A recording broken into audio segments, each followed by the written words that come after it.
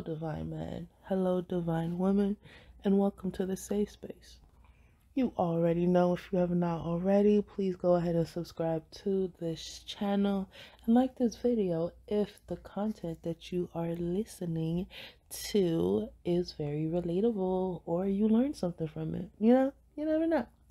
Anyways, before this new year starts, I want to talk about manifesting, and not in the ways that everybody talks about it. Listen, and you know what? I'm gonna say that story for another day. But anyways, I woke up this morning and I was having a moment of just thinking, and I kind of want to. This is one of those recordings where I'm just processing out loud what I have gotten from that quiet time and kind of go from there. So, this is what I've written so far. Manifesting is having a desire within our heart that is greater than what we're experiencing in the present.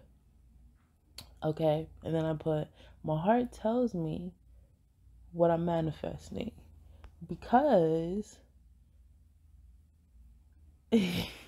okay, I can't say that last part. But anyways, okay, so basically, right, when it comes to manifesting, this is the dissecting part now. That we're gonna dissect this.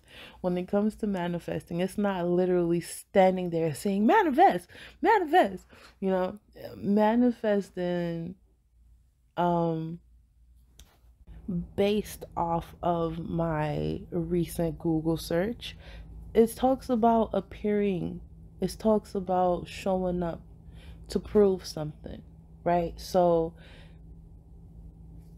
mind you, I'm like literally trying to process this while I'm recording. Manifesting is when you have that desire and the desire is so strong that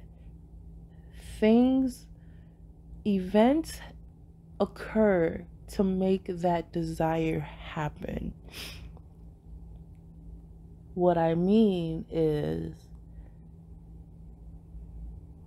there's this philosophy, I guess you could say, a theory. I can't recall what it's called from the top of my head.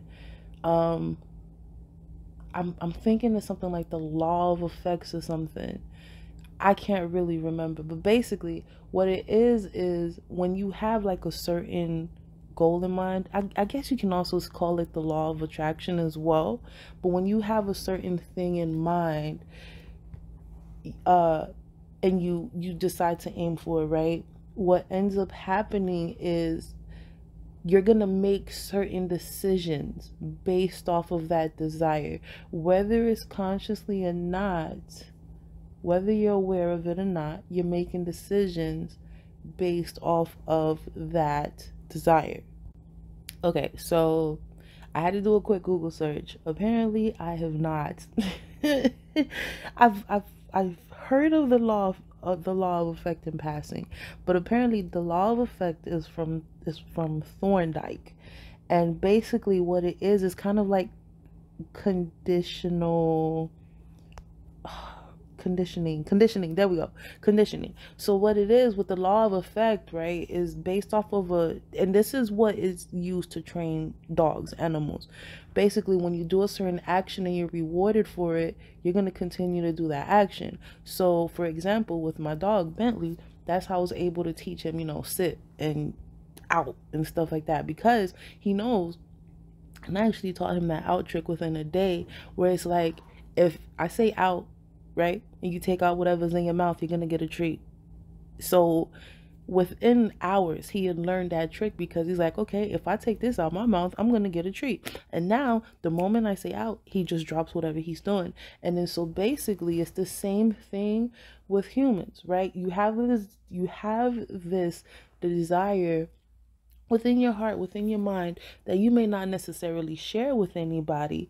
But what happens is subconsciously you're then put in a position where certain scenarios arise, whether you're aware of it or not, and then you make decisions based off of the scenario. Now, subconsciously, you've already said, okay, this is what I want. And so you're going to make decisions, whether you're aware of it or not, based off of that desire. And as you make those decisions, this is where the law of effect comes in. If you make that a decision and the decision aligns with what you desire and the outcome is good, you're gonna go and continue to make decisions based off of that. Trust me, don't worry. I'll give an example. If the outcome is not so good, then you subconsciously proceed to make any changes necessary to then make better decisions that are more aligned with what you desire.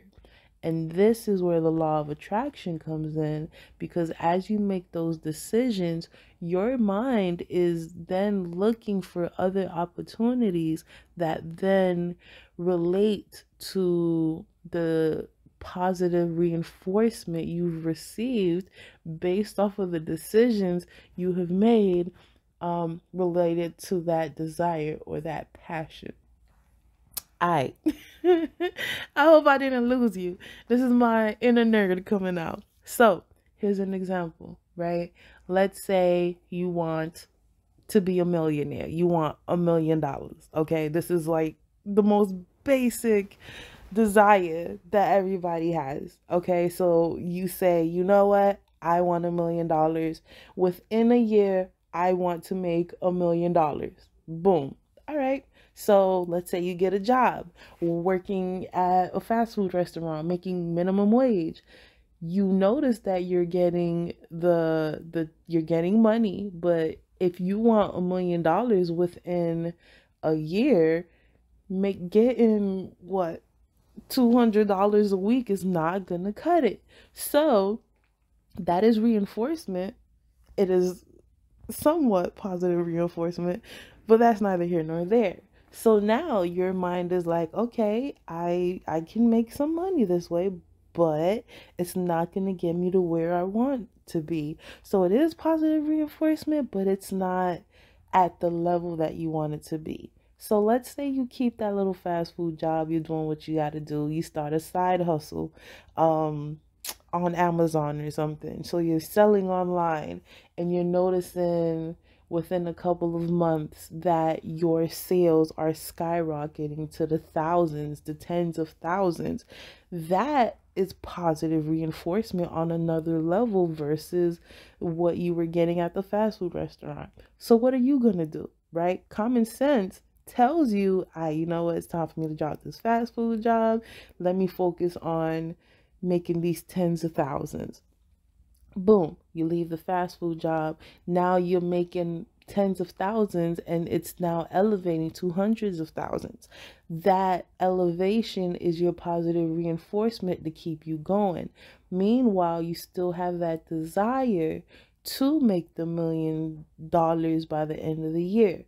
So while you're making your hundreds of thousands, it's then, okay, how can I make more of hundreds of thousands? And then the process continues. But basically, in that one example, we talked about the passion, the desire, which you are now manifesting because you're going out there and you're taking action. You're making choices based off of what you want. Now, what I will say is, if we want to rewind that example to before we even did the fast food thing, right? Just the thought of, you know what, I want to make $1 million next year. That was the start of the manifesting, right? That is where you have that desire. It is within your heart. And then now opportunities should then start presenting themselves to allow you to reach that goal. And so basically, to summarize it all up in a nice little package, manifesting is having a desire within our heart that is greater than what we're experiencing in the present moment. So regardless of what you are seeing right now, pay attention to your heart. Pay attention to what you desire. Do you want it more than what you're experiencing? If you're living in a cardboard box and you want to live in a mansion, is the desire to live in the cardboard box greater than living in a mansion? Or is living in the mansion greater than the desire to live in the cardboard box? Once that has been determined, that is when you start to move. If your desire to live in the cardboard box is greater than living in the mansion, you ain't gonna really do nothing, right? You just gonna live in the cardboard box with the idea of I want to live in the mansion. But if the idea of living in the mansion is greater than living in the cardboard box, your mind then starts to uh, be more alert and observe opportunities that will assist you with getting to that mansion, whether you're aware of it or not. And then before you know it, when you start getting more conscious of the steps you're taking to reach that destination, to manifest what you desire, one day you'll look back and see yourself in that mansion because you first decided that, yo, I want this mansion and I'm going to do the work I need to do to get to it. And that is the basics of manifesting. Your life doesn't just change. Like it doesn't all, it does happen. Don't get me wrong. It does happen. It takes 1 second for things to change. But there are more oftentimes than not, you're going to have to focus and do work. It's one thing to have a desire. It's another thing to focus on that desire and make it happen. But regardless of life, if you desire to have a specific thing, and it's a passion that burns within you, life has a funny way of working itself out to where that desire you're desiring is going to happen.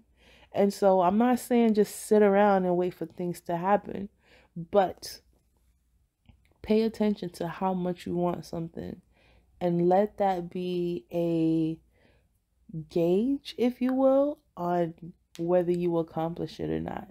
And depending on whether you like that answer, that lets you know what you need to do. Or at least open your mind to finding the opportunities that you need to make that thing happen. I hope I ain't lose you. I hope it made sense. Let me know if y'all want me to break it down even further. But that was kind of something that just came up while I was doing some journaling. That manifesting, it doesn't happen overnight for the most part. But once you have that desire within your heart, things are going to line up in a way where you're going to get that desire, that passion. You're going to reach that end goal as long as you don't give up and as long as you keep pushing towards it. Allow the opportunities to come to you. Allow the doors to open for you. And understand that anything that you thought was going to help you get closer to that goal that doesn't really go the way it needs to, it's because something better is coming. It's because there are things that you can't see just yet that are manifesting out of your conscious mind, and eventually it will be seen and it will allow you to elevate and escalate even further. So have a great day on purpose. See you for the next chapter.